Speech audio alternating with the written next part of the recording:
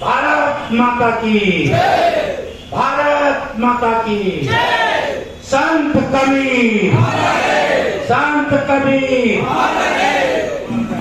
संत कबीर, संत शिरोमणि कबीरदास, संत शिरोमणि कबीरदास। सभी साथी संत कबीर प्रकाशोत्सव दिवस के कार्यक्रम की अध्यक्षता कर रहे हमारे गुरुदेव डॉक्टर सभापति शास्त्री जी आज के कार्यक्रम के मुख्य अतिथि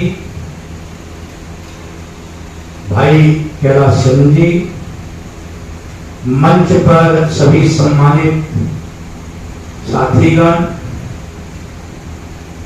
और ज्ञानपीठ केंद्र के प्रांगण में उपस्थित सभी जागरूक साथी, प्रबुद्ध साथीगण और पत्रकार बंधु, संत कबीर के बारे में कहना सूर्य को दिया दिखाने के समान। इतना बड़ा विद्वान जो मसी कागज छुए नहीं, कलम गही ना हाथ, और कह दे कि सुनी सुनाई ना कही, देखन देखी बात। उन्होंने अनुभव से उसे प्रैक्टिकल प्रयोग से कबीर ने साखी शब्द और रामायणी। साखी का मतलब होता साक्षी, साक्षी बनाया। शब्द, शब्द के अंदर उनके बिल्कुल विचार हैं। और रामायणी को लोग, रामायण की जो थी, रामायण का अभ्यास जो है वो रामायणी है, तो उसने रामायण की भी कुछ चीजों को लेने का काम किया और उसका निचोड़ निकाला। जो आज आलोचनात्मक अध्ययन है वहां से उन्होंने निकाला। डॉक्टर हजारी प्रसाद द्विवेदी की भाई जी ने बात की।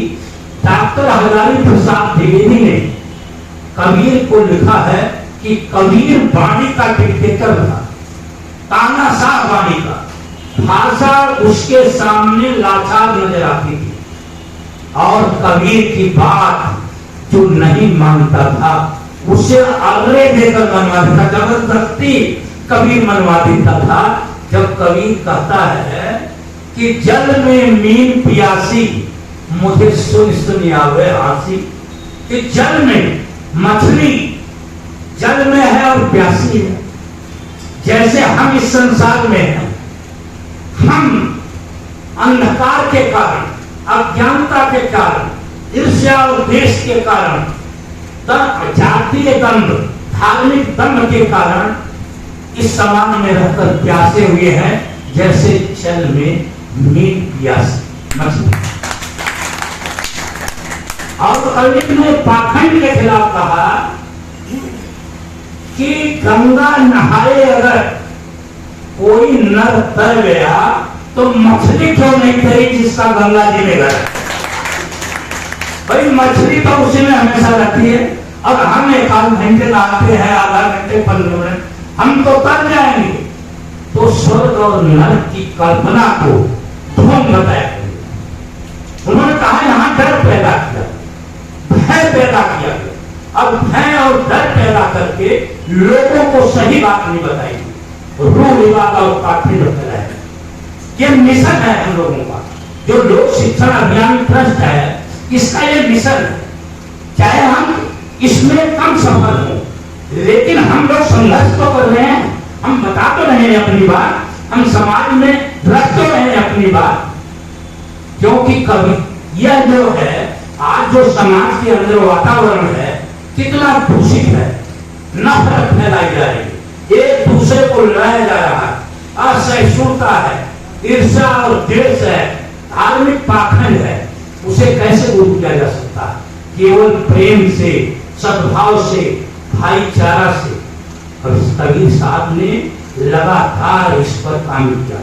कबीर से बड़ा समाज सुधारक, जैसे भाई ने कहा कि हजारों साल में पैदा होता है कबीर। और मैं एक बात बता दूं आपको कि पंडित सुंदरलाल ने, जो बहुत बड़े विद्वान थे छत्तीसगढ़ के, और रविंद्रनाथ टैगोर ने किसी मामूली आदमी से नहीं, भारत के प्रथम प्रधानमंत्री जवाहरलाल नेहरू से कहा था कि अगर इस देश को समझना है तो कबीर को पढ़िए, कबीर को जानिए।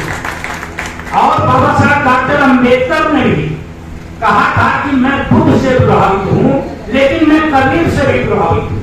कबीर का इतना बड़ा नाम है। और आज हम लोग इस प्रांगण में इकट्ठा होकर कबीर साहब को प्रतोत्सव उनका मना रहे हैं। हमें गर्व महसूस करते हैं कि कबीर साहब को हम यहाँ याद कर रहे हैं।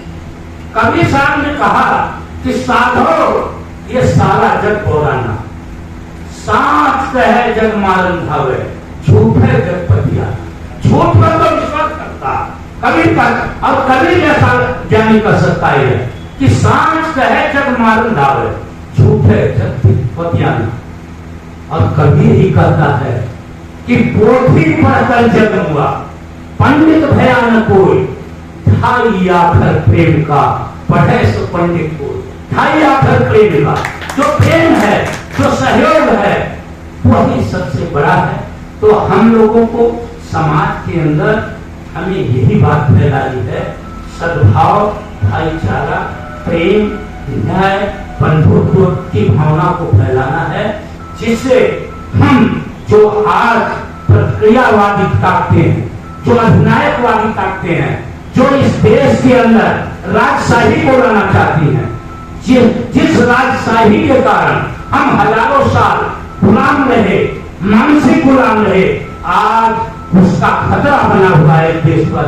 कबीर को समझकर, कबीर को पढ़कर हम उस पर प्रहार करके, जो धार्मिक पाखंड है उस पर प्रहार करके हम इस मानसिक गुलामी से बच सकते हैं।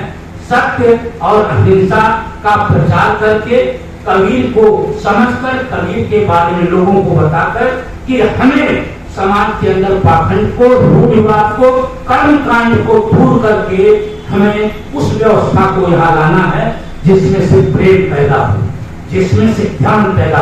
कबीर साहब ज्ञान मार्गी शाखा के संत, कबीर साहब, रविदास जी, ये लोग ज्ञान मार्गी शाखा के संत। ये कहीं किसी की मूर्ति की पूजा और कहीं किसी की पूजा नहीं की। इन्होंने अपने अनुभव से जो ज्ञान प्राप्त किया उसे समाज को देने का काम किया।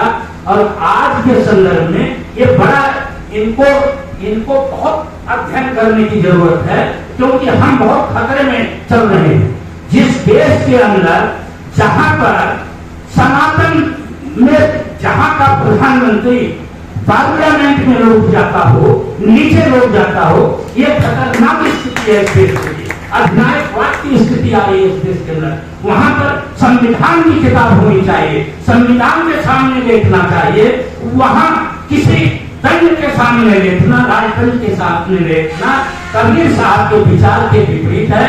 इसलिए हमें कबीर साहब को हमेशा याद करते हुए जो यहाँ पाखंडों से दूर करने के लिए लगातार प्रयत्न करना चाहिए। मैं आप लोग आए और कबीर के बारे में यहाँ विद्वानों के विचार सुने। अभी हमारे गुरुदेव जी आपके सामने अपना वक्तव्य रखेंगे और हमें कबीर के विचार को आगे बढ़ाते हुए स्वयं को बदलना है और कोशिश करना है कि दूसरे भी लोग पाखंड और रूढ़िवाद हुए को जड़ मूल से नष्ट करने के लिए प्रयत्न करें। बहुत बहुत धन्यवाद करता हूँ। और संत कबीर के बारे में कि प्रत्यक्ष जो है उसे जानिए। प्रत्यक्ष तो मानव है, जो शोषित है, वंचित है, पीड़ित है, दुखी है, उसकी सेवा में अपना जीवन लगाना चाहिए। उसके साथ अन्याय और अत्याचार हो रहा हो तो उसके पक्ष में खड़े रहना चाहिए। ये बात गुरुदेव ने बताई और गुरुदेव ने ये कहा और आपने भी कहा राम के बारे में उन्होंने कहा आसी तन तजे कबीरा रामे कौन नहीं होगा। उनका राम का कोई एहसान है जब मैं काशी में मत को खत्म हो जाऊंगा। हाँ, राम का कोई एहसान नहीं। यहाँ तो कोई जो ही मरेगा वही स्वर्ग चला जाता। कहते यहाँ तो कुत्ता भी मरता वही स्वर्ग चला जाता। कभी गिर रहे सबसे कम भी होते हैं, कुत्ते भी नहीं चले जाते। तो राम का इसमें क्या एहसान। तो तब वो मगहर गए थे।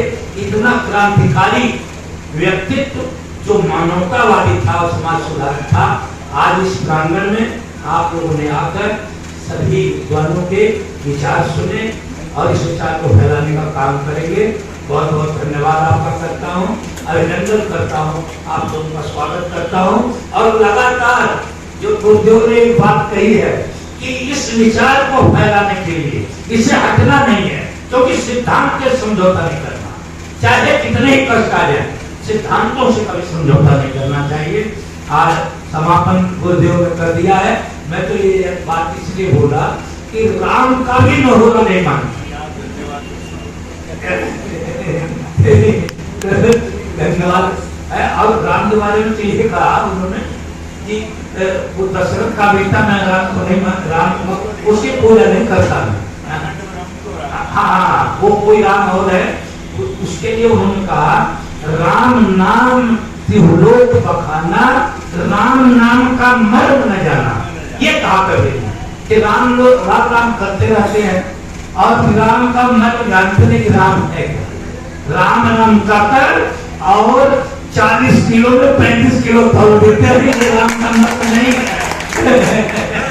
इसलिए राम को समझने की जरूरत है। बहुत बहुत धन्यवाद करता हूँ और सूक्ष्म जलपान लेना है, यही बैठे रहना। धन्यवाद।